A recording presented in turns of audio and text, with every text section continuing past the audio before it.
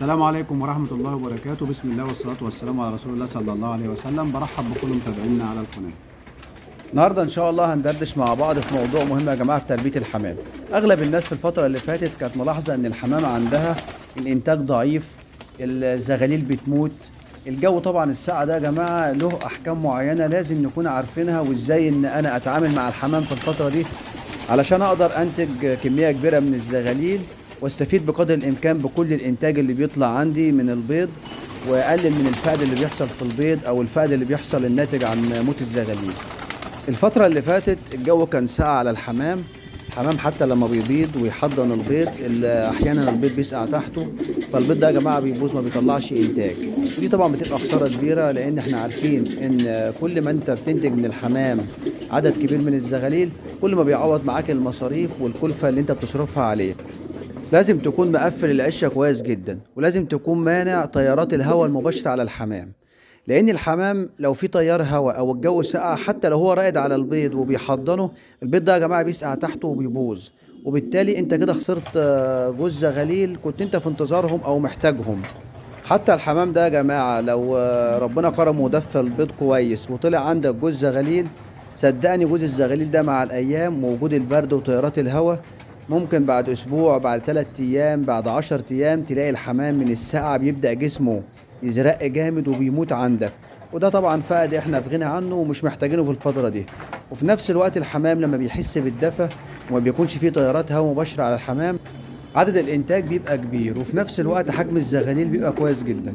لازم حاجة مهمة جدا تهتم بيها، وهي ان الحمام لازم يشبع من الكلفة، لازم ياكل كويس عشان ياكل الزغاليل، وفي نفس الوقت الزغاليل تطلع معاك حجمها كويس ما تزعلكش، ما تبقاش ضعيفة، ما يبقاش فيه زغلول كبير وزغلول صغير.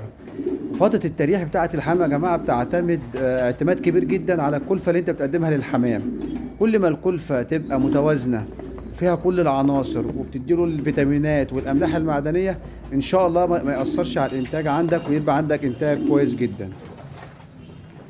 حابب اوضح معلومة سريعة كده لكل حبايبنا المتابعين على القناة، ان الحمام اللحم ده يا جماعه ما فيش حاجه اسمها ان في قص حمام بيلحم على 8 ايام او 12 يوم او 15 يوم كل مره، لكن هي دي ارزاق. ممكن قص الحمام يلحم مره على 12 يوم، المره اللي بعدها يلحم على 10 ايام، المره اللي بعدها يلحم على 20 يوم.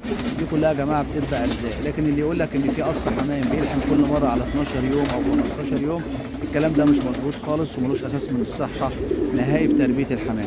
فلازم كلنا يبقى عندنا المعلومه دي.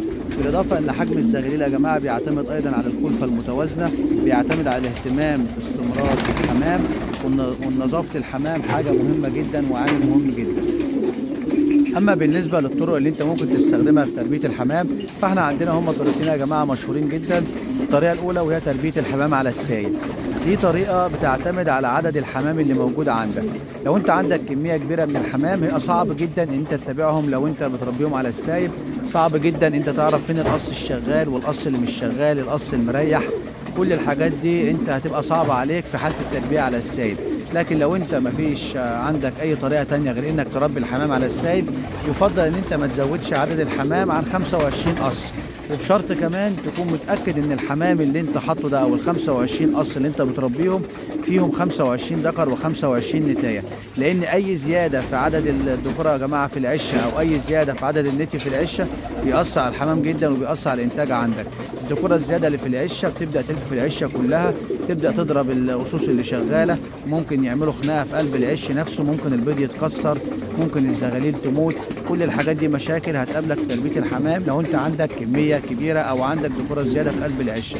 لكن يفضل انت هتربي الحمام على السايب لازم تبقى عارف عدد الذكوره عندك بالظبط قد عدد النتج، ويفضل ان انت تكون مرقمهم في علبة دبل كده يا جماعة بلاستيك بتيجي بتبقى مترقمة من 1 ل100. انت بتجيب اجندة او ورقة او كشكول كده وقلم وتكتب فيه ان القص مثلا الاولاني رقم الذكر 1، النتاية 2، او النتاية 1 والذكر 2، مش هتفرق. المهم ان انت تبقى مقيد عندك ان كل ذكر رقمه كذا او القص على بعضه رقم كذا ورقم كذا، بحيث حتى انت عندك لو في فرد مات ولا حاجة لا قدر الله، او حصل عندك اي مشكلة في العشة وفي حمام مات عندك، تبقى انت محدد وعارف القص ده ان النتايه بتاعته مثلا ماتت او الذكر مات، فانت بتبدا تمسك الذكر اللي موجود وتبدا تولف عليه نتايه ثانيه او تجهز له نتايه ثانيه وتديها له. لكن لو سبت ذكر في العشه سايب ده هيعمل لك مشاكل كتيره جدا، لان الذكر ده من غير نتايه فهيبدا يلف في قلب العشوش كلها ويبدا يعمل مشاجرات وخناقات مع الاسوس اللي شغاله، ممكن يكسر البيض، ممكن يموت الزغاليل الصغيره. طبعا دي مشاكل انت في غنى عنها، لازم اقول لك عليها عشان تعرفها. اما بالنسبه لتربيه الحمام في السلكات دي جميله جدا، لو انت عايز تربي 1000 جوز في السلكات تقدر تربيه، لان انت من خلال تربيه الحمام في السلكات بتبقى عارف كل قص شغال، القص اللي مش شغال، القص المريض. في حاجه كمان يا جماعه عايز اقول لك عليها في تربيه الحمام على السايب، ان لو في قص لا قدر الله حصل له اي مرض او حصل له اي مشكله في العشه نفسها، ممكن المرض ده عن طريق الزرع ينتشر للحمام كله. اما لما يكون الحمام في السلكات الى حد ما بتبقى الدنيا يعني هاديه شويه عندك في الامراض، في نفس الوقت انتشار المرض في بين اسوس الحمام بتبقى هاديه وبتبقى كويسه، وبتقدر تعالج الحمام كمان يعني فردي. لكن لو الحمام على السايب بتضطر انت تعالجه كله جماعي، بيبقى في حمام سليم ما فيش فيه اي امراض ومناعته قويه، وبتضطر انت تديله علاج عشان تعالج الحمام المريض. طبعا ما ننساش ايضا موضوع العزل، لو انت في عشه الحمام عندك لقيت اي فرده حمام او اي قص حمام يا جماعه او مجموعه حمام بتلاقيه كاشش، انت لما بترمي الاكل للحمام لازم تقعد حوالي نص ساعه في قلب الحمام علشان تشوف فين الحمام اللي ما بيقبلش على الاكل، فين الحمام اللي هو راكن ونافش ريشه كده واخد جنب كده، تعرف على طول ان الحمام ده حمام مريض، تبدا على طول تعمل له عمليه عزل. لان الحمام ده من خلال الزرع بتاعه ونكش الحمام التاني في اللي هو موجود في نفس العشه في الزرع بتاع الحمام ده، فممكن ينقل المرض بسهوله جدا بين الحمام.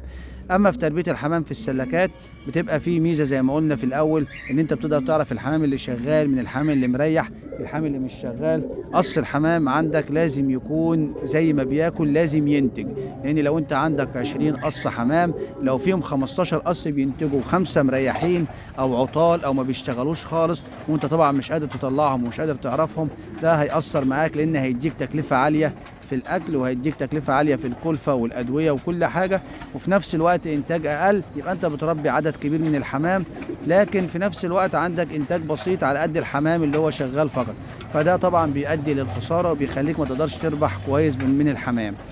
دي كانت يا جماعه نبذه مختصره كده عن تربيه الحمام في السلكات وتربيه الحمام على السيد. انا عن نفسي انا يا جماعه بحب تربيه الحمام في السلكات علشان اقدر اتابع الحمام قص بقص وابدا اديله كميه الاكل المناسبه. في حاجه كمان يا جماعه تربيه الحمام على السايب، لو انت بترمي الاكل وتنزل في زغاليل كتير جدا ما بتلحقش تاكل، يعني الاهالي على ما بتاخد الاكل وتروح تاكل الزغاليل ممكن الكلفه بتكون خلصت. فانا هنا بنصح اي حد او كل واحد بيربي حمام على السايب لازم ان انت تراعي الحمام اللي عنده زغاليل، فلازم تحط كلفه بزياده شويه بحيث ان الحمام كله ياكل، والحمام اللي هو معاه زغاليل ياكل الزغاليل بتاعته، ويتبقى مجموعه من الاكل او من الكلفه في قلب المكلف، عشان انت تبقى كده واثق ان الحمام كله الحمد لله كل، والحمام بتاعته زغاليل اكل ولاده. بالنسبه للحمام اللي في السلكات، انت طبعا الحمام الجوز اللي هو بيبقى تحته زغاليل بتزود له في الاكل شويه وفي الكلفه، وبتقعد ايضا فتره حوالي نص ساعه كده بعد ما بتكلف الحمام. في النص ساعه دي بتبدا قبل ما تنزل بتبص في عش الحمام كلها تشوف في مثلا اكل متوفر، في قص حمام خلص الاكل كله وجعان لسه عمال يلف في قلب العين، فهنا لازم تحط له كميه اكل كويسه، لان الحمام ده يا جماعه كل ما بنهتم بيه كل ما بيدينا كلفه، كل ما بيدينا عفوا زغاليل كتير، كل ما بيدينا انتاج احسن، الزغاليل بيبقى حجمها كبير. اما لو الحمام ما بيشبعش ده هيأثر على الانتاج بتاعه وهيأثر على حجم الزغاليل لو كانت الزغاليل ما بتاكلش كويس. شكرا لكم على المتابعه، والسلام عليكم ورحمه الله وبركاته.